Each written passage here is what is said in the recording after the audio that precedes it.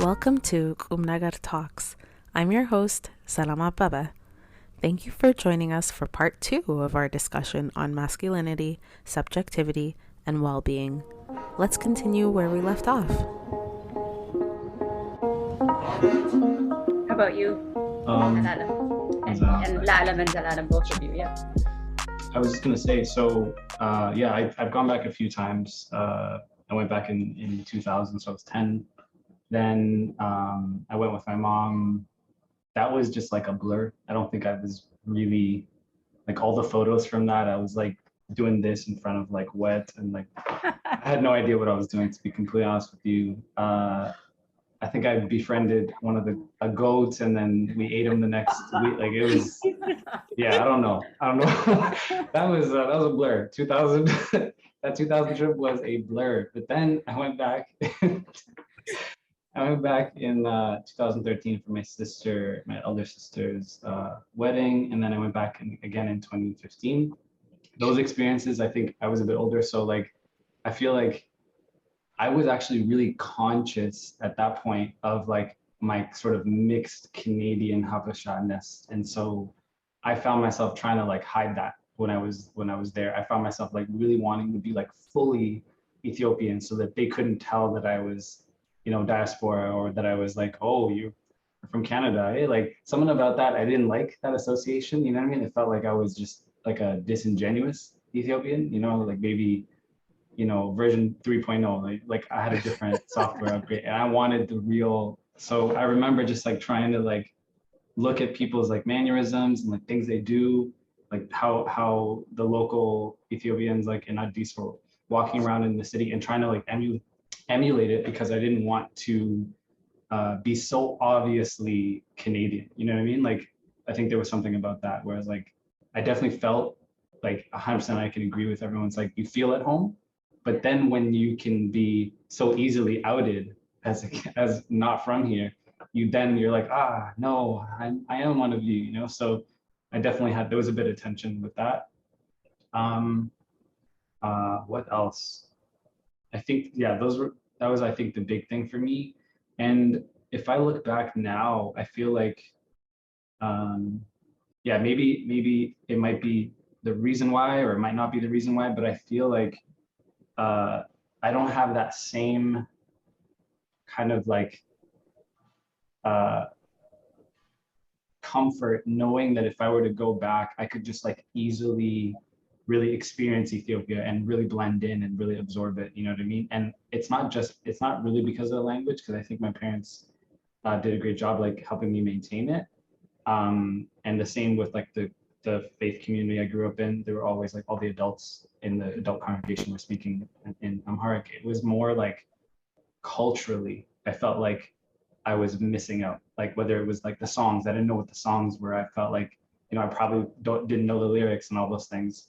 And I think that probably affected like my own desire to want to go back as frequently. So like hearing some people say like, no, I want to go back as often as I can. I think generally that's probably true for me, but practically it's definitely not. Like, I haven't really made the efforts, because I think there's still a bit of that tension, and like I'm still trying to reconcile, you know what I mean? What it means to be like Ethiopian, but also not Ethiopian anymore, if that makes sense, So I think, yeah, that's something I think about. For example, like if I went back, like, could I live there for a year? Like, what would that be like? So, yeah. What does the tension look like in reverse? Like, when I go back? No, reverse. So like you're talking about this tension of like not wanting to be like outed as like a non-Ethiopian or a non-Abasha person. And I know you guys have talked about it a bit, but maybe like examples, or like drawing upon more personal stories of what did that look like in reverse? Did you ever feel like, oh no, you're going to be outed for being like too Abasha, or too this, or too Black, or too something, or non-Canadian? Was there that sense?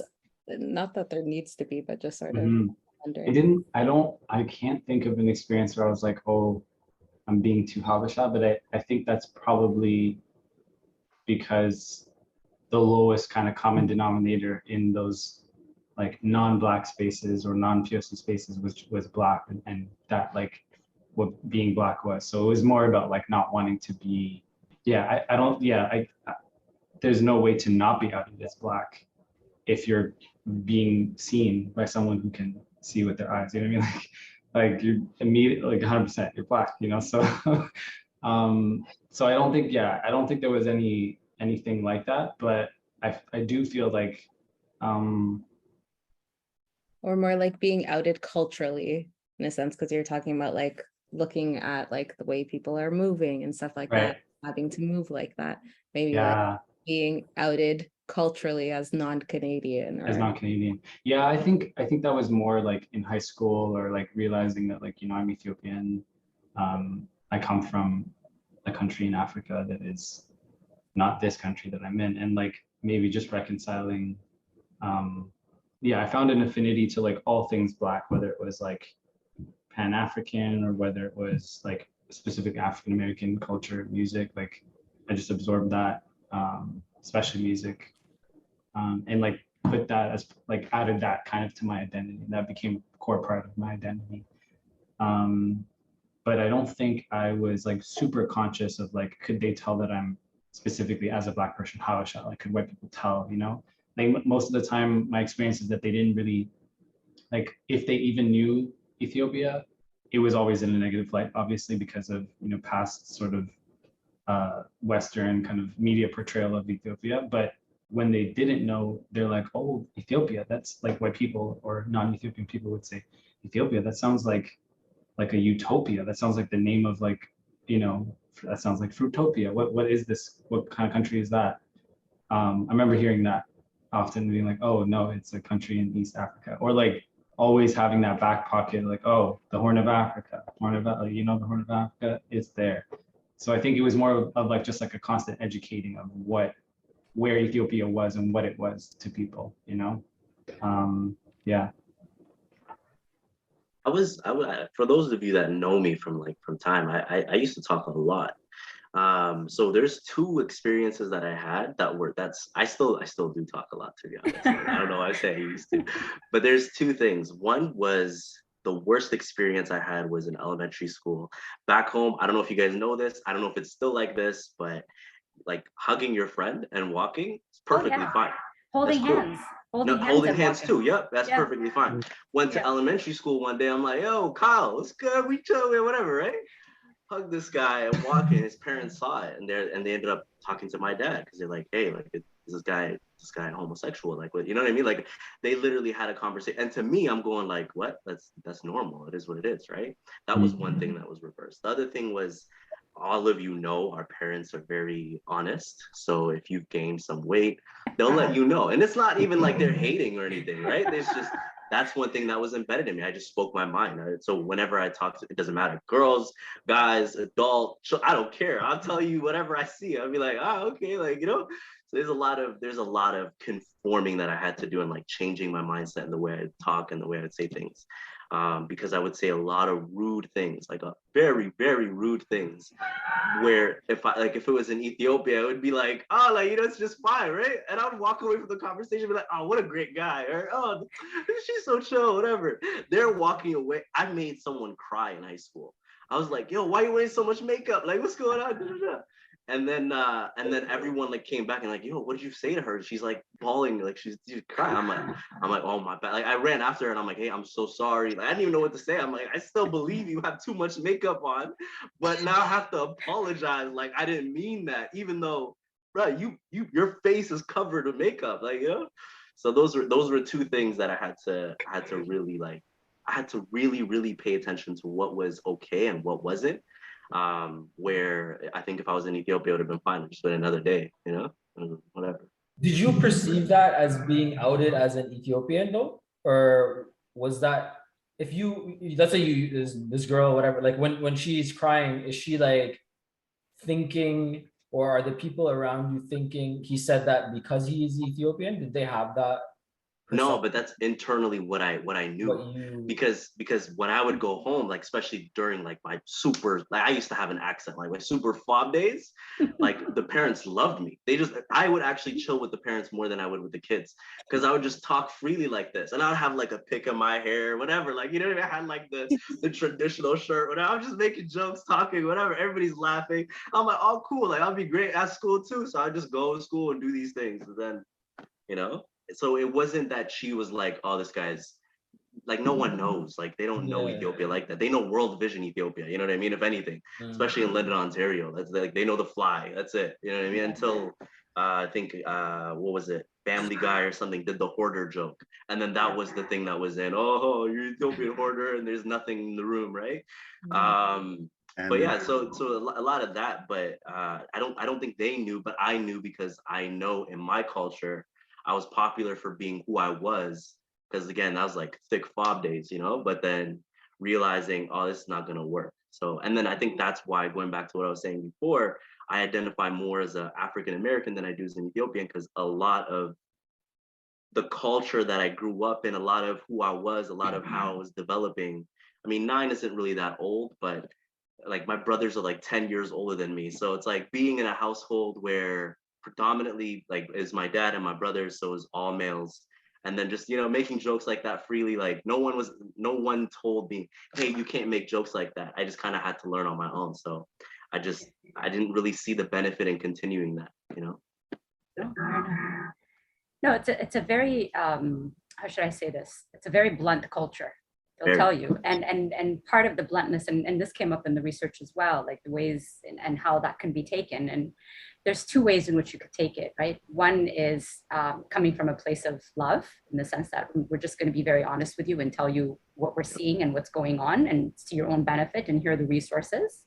So you need to really pay attention to what's happening with you in this sense.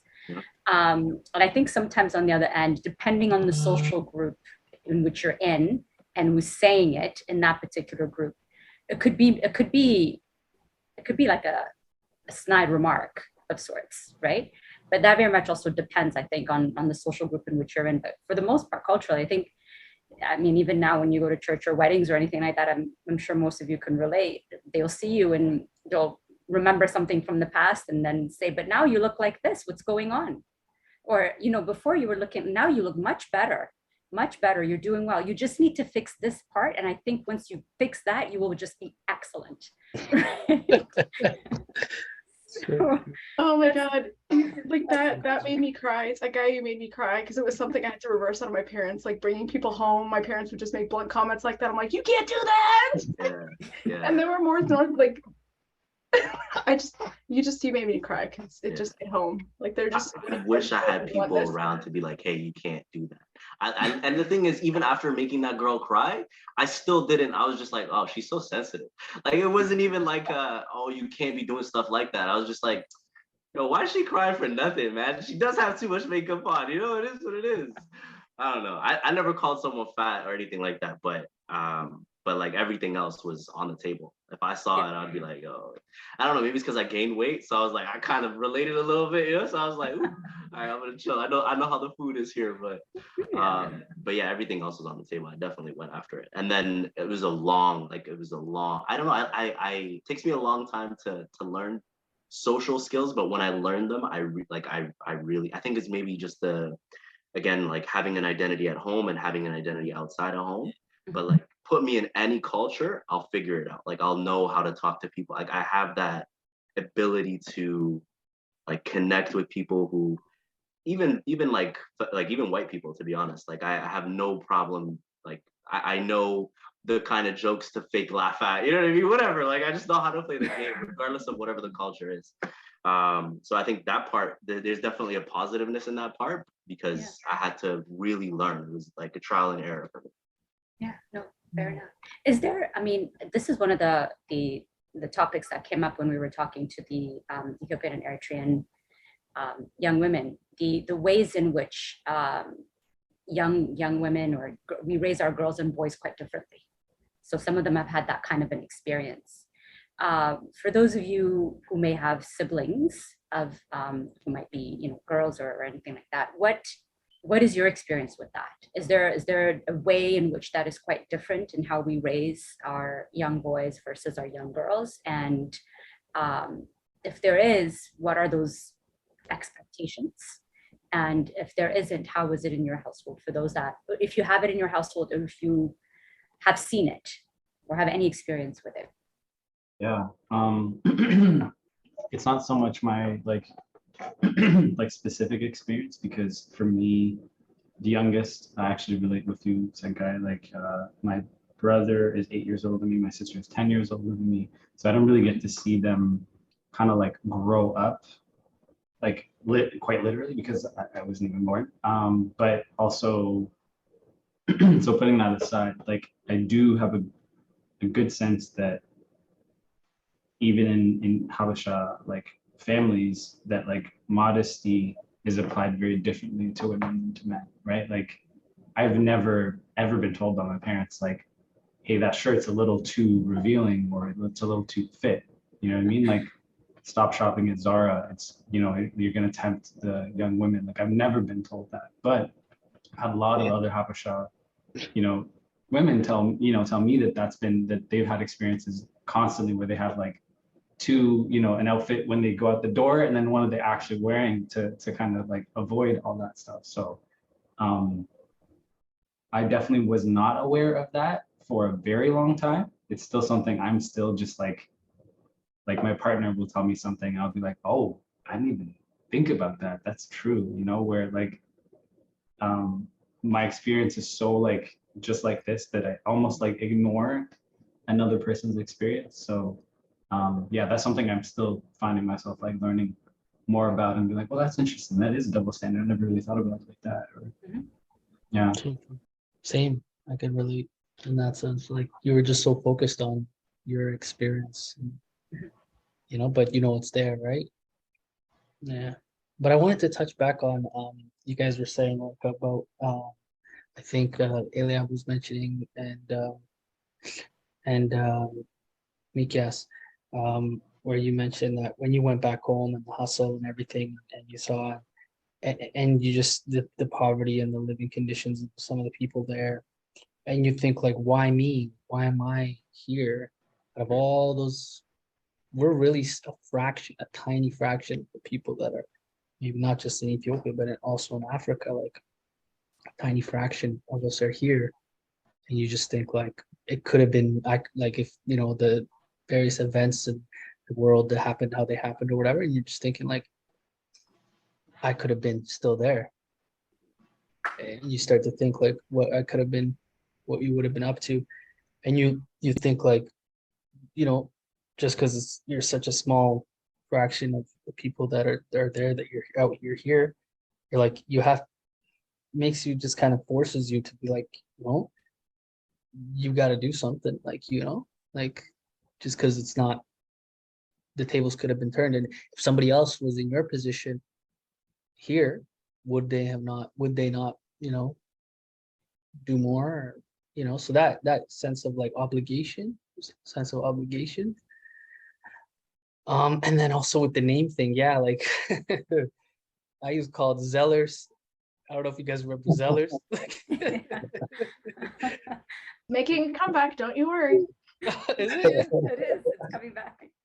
And it was not until like recently that I'm like, I had to do like a presentation last week for work, and I was like, I mean, everybody, you know, my name is Lealem Abebe, but like growing up, you know, everybody just shortened it up because they couldn't pronounce Lealem, right? Say Z, Zell. And then at work, like, you know, the past maybe 9 years I've been working in my field, and everybody calls me Z. But when I was doing this presentation in front of like, you know, 100 or so people I had to do, and I was like, no, my name is not Z. You know, I gotta present myself like, and I really like, and I was so proud, and I'm like, I gotta say, my name is Lealem Abebe, just how it sounds, and I'm like, you know, but everybody calls me Z. Like I don't know why. I don't know, but like, but I just like, it just, I guess, you know, go through life and you just like, I don't know if you're trying to like suppress and not like be different. You want to feel, well, I guess it's a human condition, right? You want to fit in. But it was just, yeah, when we were talking about the names and stuff, like you know, you have to say it how it is, like, you know, be you. I can jump in here. One thing I didn't know, like me, I have a younger sister. She's 6 and a bit years younger than me. One big difference that I did notice in both of our upbringings, and it could also just maybe being the oldest, there was this underlying need to be like the role model, and it could be like just being older as well, maybe not a male female thing, but it had undertones of being a male as well, especially when it came to this whole concept of like being the head of the household or something, where it's like you set the tone and then everyone like follows suit type of thing. And maybe it's just the way that they were grooming me for that. So I definitely feel there was an expectation of me needing to be a role model as a male for not, I guess, just my sister, but just anyone younger than me that could potentially look up. And then everything Lealem said is true with regards to like, I guess, dressing and stuff, expectations and that kind of stuff wasn't really on me, but it was there a bit too, in the sense, and this kind of ties back to being different. So like if my pants were too baggy or my hat was on sideways or something like that, there would be comments. I don't know like if everyone shares in that, but it wasn't being like had anything to do with modesty or anything. It was just, it's like you're fitting in a little too much with them. Like you're going to like that. In that sense, I used to get that. So I guess I did feel some in terms of attire in a different sense, but just like my sister. The last thing that I'll comment on is when someone brought it up earlier, and maybe like going to Ethiopia and seeing your family hustle and stuff, and it all has to do with like putting food on the table or supporting the family, and then the whole concept of the extended family. So I'm pretty sure like we all grew up seeing this, but our parents who like made it to Canada and are working here, there was always this expectation they had to support the extended family back home. So this like you can work your 9 to 5 and just chill, but then like in my house, my dad had like a second job. My mom had this, like she had her normal job and then she had a second job, like she would like clean people's houses and stuff, and like we didn't really need it to like survive, I guess, but it was just provided that extra income that like, and then in my head it was always to like support family back home. Even though both the male and the female, I guess in my house, participated in that, there was always this sense that it was more expected that the male had to be the one that was like, I guess, responsible for it, and then the mom or the female would help out as if she can, type of thing. But if she can't, it's totally acceptable and it's fine. Growing up, I always feel like, and especially my grandma as well would say a lot too. It's like, okay, you're a guy, you're gonna be responsible. You're gonna have to like help your parents when they get old. You're gonna like take care of them, and then you're gonna have your own family you have to take care of. And then she's like, oh, maybe if I'm gonna be still alive at that age, like you'll take care of me. So there's this whole idea, I guess, that wasn't placed on my sister, but was on me, of like needing to be able to support extended family members, and in order to do that, to work extra hard to be able to reach a position where that's possible. Yeah, I can definitely relate to that too. I have 2 younger sisters, and a part of it kind of goes back to what Zelam was saying too. That sense of responsibility to your like the Abasha culture, the Abasha part of you. For me, at least personally, I think a big part of it comes down to some kind of survivor's guilt that makes me think like, oh, I'm in this position of opportunity. I have no choice but to have this responsibility ingrained in me to live up to that very classical and traditional, almost conservative family structure or household dynamic where the man is the leader, right? That's something that my dad would always kind of harp on me about is not only to be the I guess they do kind of go hand in hand, to be like, I'm also the oldest like Johannes, so not only to be the role model for the other siblings, but to also lead as a man. And of course, like nowadays you can always argue maybe there's better family dynamics or better structures or whatever the case may be. There's no right and wrong in these things, but that being the identity that was kind of instilled in me, and that's being my foundation, I had no choice but to follow through with it and be there for my siblings and be the quote unquote role model in Abisha eyes. And I think a lot of that too, like Lealem bringing that story up of like the difference in dress. I saw that a lot, like especially now because the youngest is almost finishing high school. So those stories of having a whole leather outfit underneath, like I saw it all, and like it's funny because I realized that me fitting into or molding into that role that my dad wanted me to have, but also having that kind of I guess hybrid background of also being brought up in a Western culture made my sisters more comfortable coming to me about these things. So like my youngest the youngest would come to me and ask me, like, is this too crazy? Is this outfit too wild? Like I would be the kind of the litmus test before she left the house or anything like that. So I guess from the jump, I was very aware of how different it was for Habesha women from the men. Yeah, it's funny you brought that up, Lalam. It's very very clear in my head seeing that.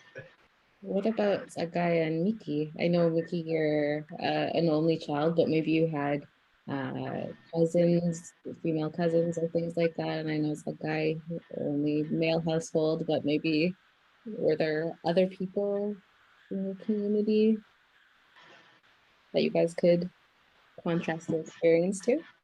Maybe friends. I'd hear like girls, like Habesha girls, tell me about those sort of things, but it was usually like anecdotal. Like I didn't really see the perspective like continuously, but I definitely like I see it now, obviously, but it wasn't something like in my face, obviously, because I grew up in so I wonder, I know, like, just because I know your mom, was your mom ever really vocal about that?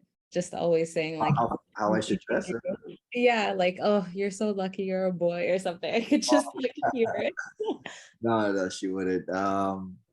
Yeah, no, there was never anything about how I dress. I don't think. I used to wear a lot of hats too in high school. I don't think she ever said anything. Probably she might have. Actually, no, I never really sagged my pants. So, yeah, I don't think I ever had much comments, at least any that I would remember on like my attire.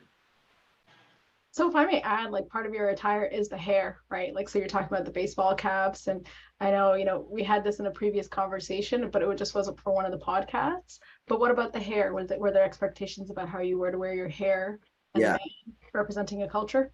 Yeah, so up until the age of, I think it was 13 or 14, it was straight shaved head. Like it was like not shaved, but you know what I mean? Wave cut, level 1. And once it gets to 1.5, we're going to barbershop and getting that fixed up. And then I got into high school at like 13, and then I started to see obviously like the fade and stuff. So I was like, okay, I want to get a fade. And if you have a wave cut, you can't really notice the fade. You need a bit of length on top to notice it. So I think grade 9, so 13 or 14, I started being allowed to grow my hair a little bit more. So I would have like, I know Iliab has long hair, but you know how like from the front you see just the bump? Mm-hmm. That's how much hair I would grow in like grade 9, and I would keep it at that level and have like a fade. And then Later on in university, like 2 years ago, I started really growing my hair. But yeah, I would slowly like start to grow it little by little, cut it down little by little. But prior to that, yeah, as a kid, the expectation was you're not growing your hair to an afro or anything like that, you know. Yeah, the growing up the hair was really the battle for all of us, I think. Absolutely. Definitely. How does that get taken out? Growing the hair by the Yeah, parents? I can jump in real quick and then yeah, talk to, because I know he had to fight a couple wars himself. Yeah, no, I noticed for me, like I grew my hair out. I still have it pretty long. It was like, if it was ever like in anything that was like twists or anything resembling dreads, there was this very anti-dread, and I would say like anti-Jamaican sentiment, like you look like you're like Zidikuk out on the streets, you look like you're just like you've lost your mind.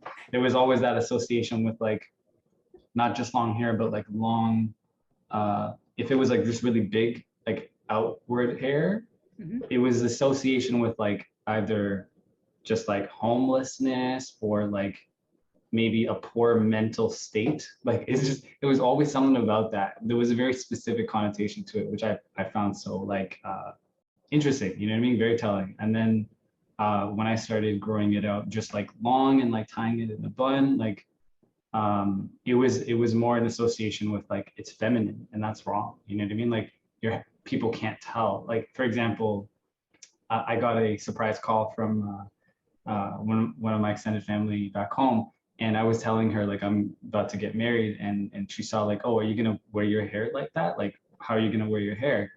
And I'm like, oh, I'm gonna tie it in a bun, you know. And for me, that's like the most like, while having long hair, the most conservative like form of it, you know, phase is like tie it back, gel it down so that from the front you can't even tell. And I was like really emphasizing that to her. I was like, oh, it looks super clean. Don't worry, it'll be gelled back and tied back in a bun. She's like, but how will they tell? You know, the photographer won't tell whether you're the man or the woman. And I'm like, don't worry, my team. You could tell with my mustache, you know. And so like, I always thought that like with time you can convince like that we can change that narrative, like in the like faith, in the church community, in like the Habesha community. And I thought like all I have to do is just like be the long-haired kid who's perfect. And if I could just be the long-haired kid who's perfect, everything will be okay. Right. That is just like, it's a red herring. It's like a fake battle, because to this day, my mom, like if she could have the option, she'd be like, let me know whenever you're ready, I'll be there, like with the buzzer, you know. So it's just that, yeah, it makes me realize like how some of those things are so deeply entrenched that even when there's that like, you know, that trust and that love and that appreciation, like it's hard to challenge those like deeply held values and like and stereotypes that we have, right? And it's sometimes it is very like, it's very much a gendered thing. It's like a masculine thing, like you're being emasculine, right, or feminine by having your hair long. Yeah, so there's that's that was my experience with growing up with long hair. Do you think that it might have a little bit to do with also with some fear on their part about being here, the long hair, how, you know, like you guys said earlier, right? The moment you're out of the house, no one's going to know that you're Ethiopian or Eritrean or Habesha. They're going to see you as a Black man. And there's a particular kind of stereotyping Black man, and the ways in which the Black man is articulated to be or presenting to be in a particular dangerous way. And hair is one of those things, right? Just as it is for Black women in a different kind of way, right? Normalization. So do you think that that's part of the fear of like, you're going to stand out and I don't really need you to stand out anymore than you already do. So please don't walk out with an additional bullseye that you don't need. So to speak. Yeah, no, I think that's very, very likely that was part of the motivation. I think it was also kind of a fear of like, you're not going to be as able to get a job. land interviews. Like I think that was definitely a part of it as well. But like looking back, like when you hear those kind of that sort of messaging about like you look feminine, like it does let you know that there are some elements that are like maybe beyond like the protective. Like the protective is definitely maybe the intention, and then that's really where it's coming from. But you can hear the underlying like stereotypes and the views they have, right? Like come out through that. So yeah, no, definitely. I think there was definitely that part of it as well, where it was a fear of like maybe I would be stereotyped more by police or attract more attention to myself. So I can almost 100%, like almost word for word what you said was my dad's sentiment exactly, and that's why he was so against me getting dreads in the first place. I went through it twice. The first time I got my dreads, it was so much pushback. Like I barely lasted a year. Like they hadn't even locked by the time I cut them. But the second time, I don't know what it was, but I think my dad maybe just felt like, okay, he does listen to me. He does value my opinion, which kind of went a long way towards softening him a little bit towards me getting them again. But that's not to say he wasn't on my case and is still to this day on my case about it. But I do know that 100% all of his objections against it was how you worded it, Mary. It's funny because this last time I went back home, one of our close family friends was like driving us around, and he was actually one of the ones who picked us up from the airport, and he worded it very similarly to how you did. He said, he told me when you first, because I hadn't met him and he didn't really know much about me. He said, when you first came out of the airport, I thought you were like a musician or an artist or something. I thought maybe you had like a little rough side to you, but you're a very gentle college now. Like you're not, So I was like, yeah, I mean, I can understand that. I mean, I was hearing it for the last like 6 years. Like that's how long I've had my dreads. So I've been hearing it so often that I understand like your perception or people's perception of you at the end of the day is all they know before they meet you. So first, what's the word? Like first contact, like what people see of you first is very important. And I understood that from the beginning, but at the end of the day, what I wanted to do, wait over it. So I still went ahead and I still have the dreads, but I always felt it was a challenge to kind of, prove those people wrong. Like I am still, I don't fit many stereotypes. Like I am who I am. So I stuck with it. So, but I 100%, that was the main objection, how you phrased it, Mary. Yeah, no, fair enough. I have a question here. Do you guys think like just general, like society wise, like Ethiopian, non-Ethiopian context, that we've just become a bit more tolerant of like diversity, and maybe like our values have changed as a society, as an Ethiopian society, in terms of like what we value the most, kind of like our hierarchy of that. So like maybe before, like what you said, first impressions, etc., perception, that was really high up on the list. Now maybe our initial perception is not as important as a society anymore. And that's why we've become more tolerant of like, or there is less resistance to. Do you mean like as a diaspora group? Yeah, like I'm 29, so like my age growing up, and then my, let's say the 19-year-olds or 18-year-olds now, like 10 years later, or etc. Is there less? I feel like I feel that the younger generation, let's say the high schoolers now, aren't required to conform or there isn't as much pressure on them to conform as there was on, let's say, my generation. And I wonder if that is just like is it just a general society thing, or is it actually Ethiopian thing where like we don't value conforming as much as we used to maybe?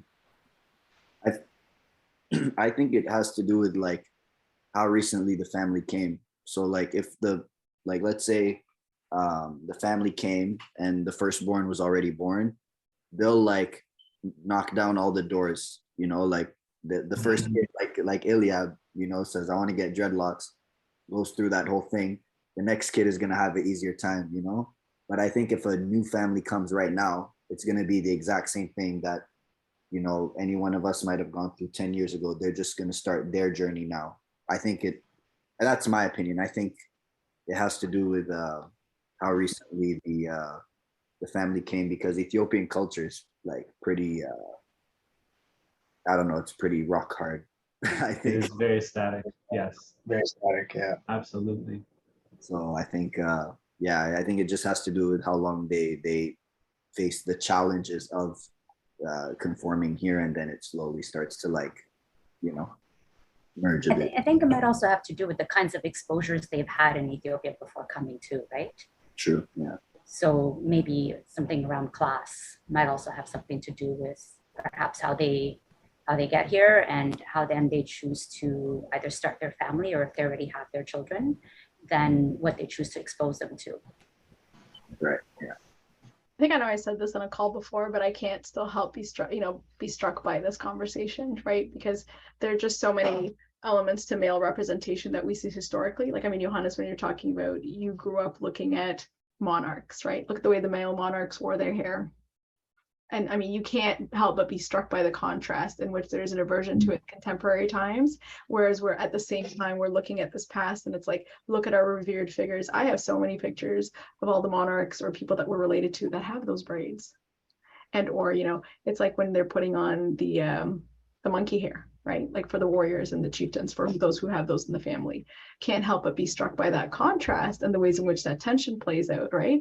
And I mean, it's still something I guess we're going to explore, but Johannes had a really good point in talking about it from a generational perspective and thinking about time. So got to make you want, it's, in addition to Mary's comments and observations about fitting in and the realities of being perceived as Black in contemporary society, are also like the historical part of, where our parents came from in their generation, right? Like, there are these distinct images of who the revolutionaries were, and I think who the others were at one particular point in time, right?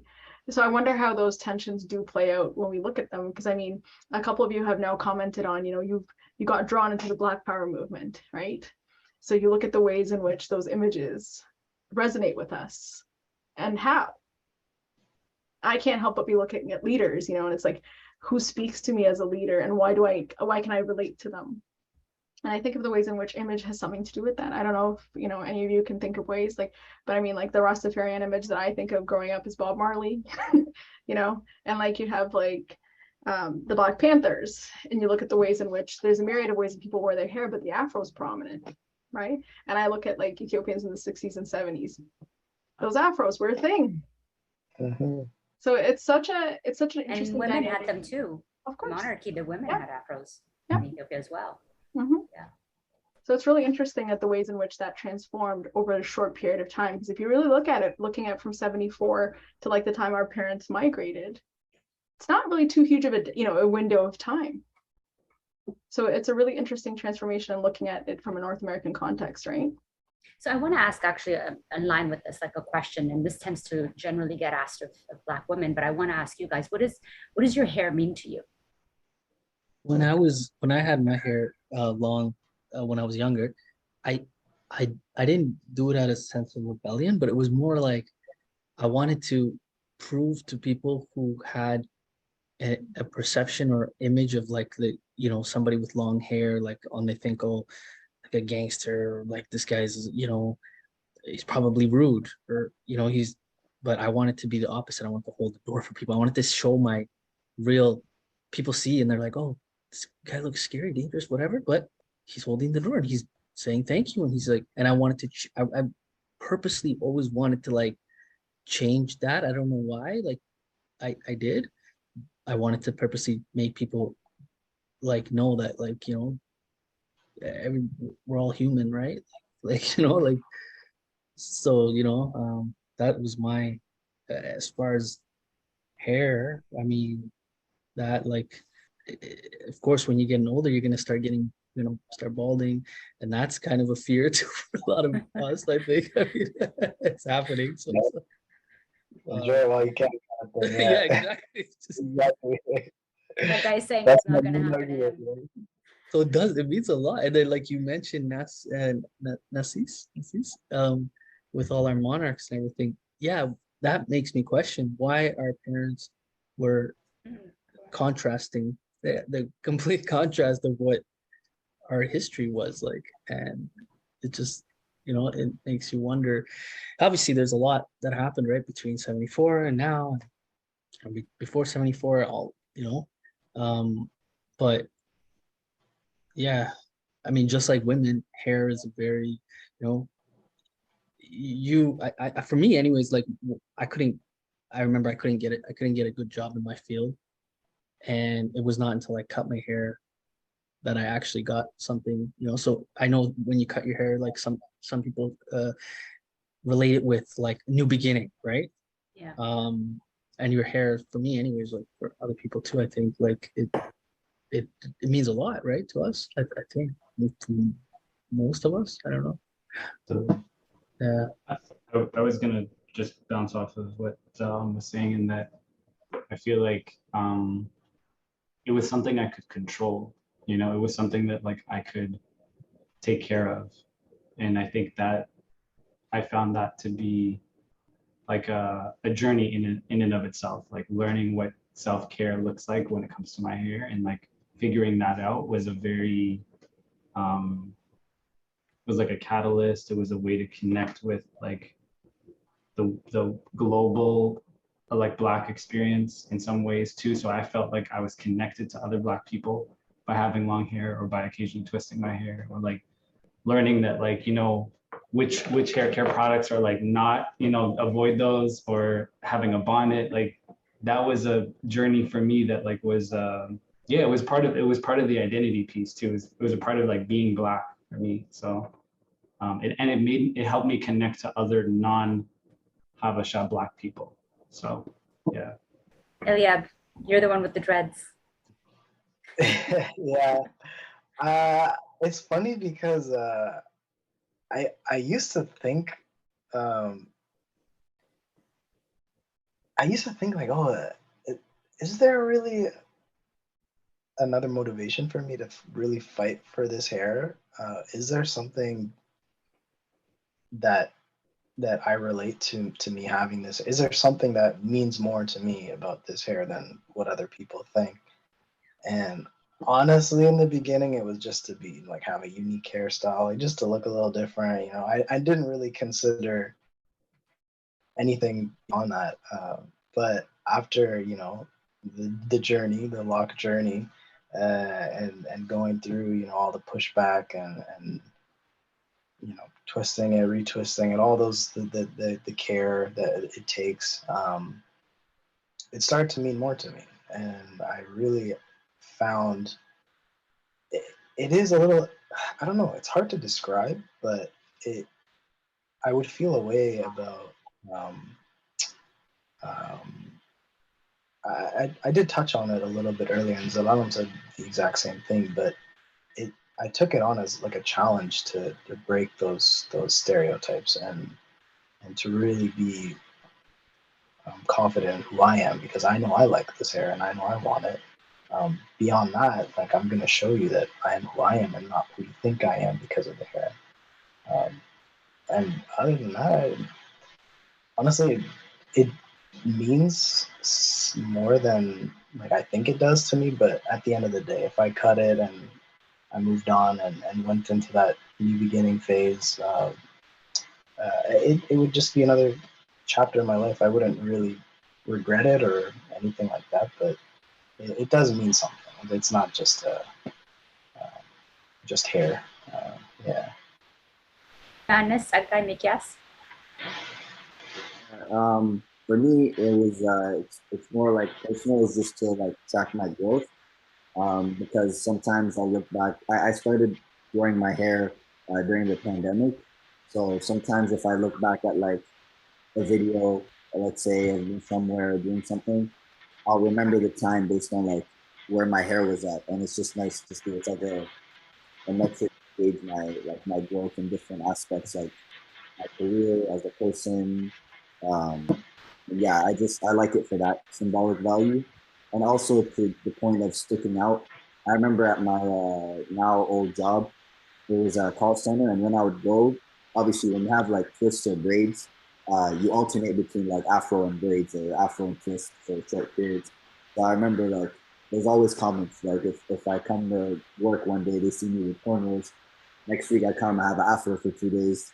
Next day I come, it's tied up. Next day it's twist. So there's always comments, and I feel like I don't know, this might be childish, but I feel like if I cut it, if I just cut it all off, it's like I'm giving in to like the like they're kind of, even though it's innocent, it might not be malicious at all, but they're making it like I'm an outsider, right? By like making comments and all these things. And if I just shave my head, it's like I'm giving in and like, okay, I'll join. But if I continue to grow my hair like I wanted to and like it naturally is, I feel like I'm sort of like reassuring myself and like my natural, my natural self. And beyond that, I like how it looks, to be honest. So. Fair enough. Correct, but going back to Johannes, remember Johannes, you were mentioning that I think the whole world, right? Society as a whole, we've changed, right? We're changing, right? We're more accepting of, especially here in Canada, right? New genders are coming out. I don't know, like we're more acceptance of all these different, however everybody is, right? I think I think as not just as Ethiopian Eritrean community, but I think as like there's a global shift, maybe somewhat like and like it's like really getting real, out here, and life, right? There's wars everywhere, right? We're really seeing like countries and how they operate, and that's a whole other thing. But anyways, yeah. So I just go back to what you were saying. I think we're more acceptance of like all these different everybody's. Yeah. Yeah, you can see it. Like even for your question, where you were saying that back in the day, like Zel, like, and then now you're like, no, my name is Lealem. Is it easier to say my name is Lealem now because like you're older, you've changed, or is it easier to say that because like society is more tolerant of you being Lealem now? Like I don't know what the answer is to that. But. That's a good question. I mean, definitely not like. It's probably both. But. Yeah, probably both, but definitely like not. Yeah, maybe that, but it was more like maybe it was just like battle with myself too, that I was like why, like you get so wrapped up in your day-to-day life, you're working or whatever, and you don't realize that something so subtle like just your name from Z to Zalalam, it's like maybe you might, if you do that, if you say Zalalam instead of Z, maybe you'll help somebody else overcome their fear of like trying to suppress their identity or whatnot. I don't know, maybe.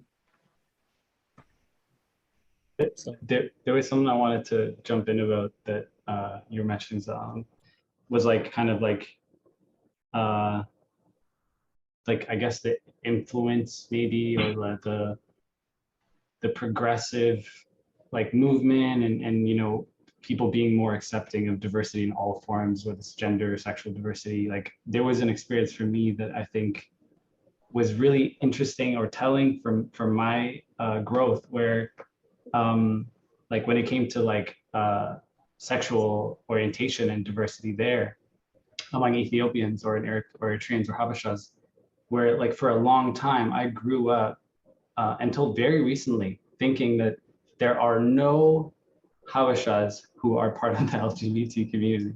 There are no Habashas who are trans, or there are no Habashas who are queer or who are gay or lesbian. And like it's one of those things where I after kind of being exposed to it, or seeing people of that community, I look back at that thought and I'm like, what a weird thing to think that one specific like nationality is like just lacking this kind of natural diversity. You know what I mean? But what it took from me was like seeing on Instagram this guy who was like Habasha and gay, and like I ended up just like talking to him, and he was telling me a bit about his experience, and I was just like, it was almost like finding a unicorn and being like, you're real? Like, you exist. You know what I mean? Like, I didn't think there were other Habeshas that were, and so for me, that was like really, really interesting because it made me realize like how much like people have to hide, you know what I mean? Like, I'm sure, to this day, like there are people who are just kind of having to suppress in other forms, whether it's their name or their gender identity or their like sexual orientation, like who they are, because of just like the status quo. And sometimes it's so suppressed that other Habeshas grow up existing, thinking they don't exist, thinking that's not even real, that there aren't people. So for me, that was like a huge eye-opening experience. And I don't know if other people just like at younger ages or like only more recently kind of started sort of being exposed to like more diversity within the Habesha community to that extent. But for me, it was like it was a thing. It was a big like eye-opening moment for me. And I was like, wow, that's really interesting. Like, I wonder why I thought there were none. But it's because like it's so suppressed. You know what I mean? It's because there's such a fear and like yeah, I guess it makes sense why I didn't think that diversity included Habeshas, because it was never ever represented in any way. So yeah. Yeah, I think like connectivity, right? And how everybody's a lot more closer than we were however many years ago, decades ago, changes a lot in the culture and society. And I think I want to try to segue into this because I know it's a guy in the chat was a little excited to talk about this. And I don't know if you guys have a prompt for this, but the same goes for mental health, I think. Yes, we do actually. Okay. But go on, I had, yeah, okay. I had essentially it's funny because we see a lot of this in our culture, this suppressing of things that are completely natural and things that happen in the world, and we're just now, society as a whole is just now finding out like we're a lot more similar than we are different. But when it comes to mental health, for example, we had in the family there was a mental health crisis, and we got through it, thank God. But at the time, it was almost shocking to see how little it was I guess talked about in the community. And it's not to say like, oh, you gossip about a certain person going through a certain struggle, or you talk about it just to have something to socialize about. But beyond that, it was just that openness of talking about a struggle didn't really exist when it came to something like mental health. And I feel like I've already mentioned, now that we are more connected and society is more aware of what others are going through, it is, I think, something that should start to change in the community. So what are some of the mental health struggles that you guys are seeing in the community, whether it's adults, parents' age, or younger ones coming up, or even your own age mates? What are some of the challenges? Well, I guess for me personally, one that I notice a lot, and I thought a bit about it too, but depression, for one. A lot of the times what I see, or at least what I think comes from that is a lack of identity. And when there's a mix-up, I mean, don't get me wrong, I'm no psychologist. I don't know how to diagnose these things, but a lot of people that have talked to me about their struggles, it dawned on them that they're the root of a lot of their struggles came from that conflicting identity and not knowing, am I Habesha? Am I this? Am I that? Not seeing enough of what they had in common in other people. That's all for today, folks. Thanks for listening. I hope you enjoyed part 2 of this episode titled Yewendoch Guday. Masculinity, Identity, and Mental Health. Join us next week for part 3. See you then! The Kümneger Talks podcast has been brought to you by Selam, Abebe, Mary Goitom, and Nassisse Selam. Our theme music has been provided by the talented Lealem Abebe. Our sound design is the amazing Zeweldi, and all the artwork has been created by the lovely Dagmawit Worku.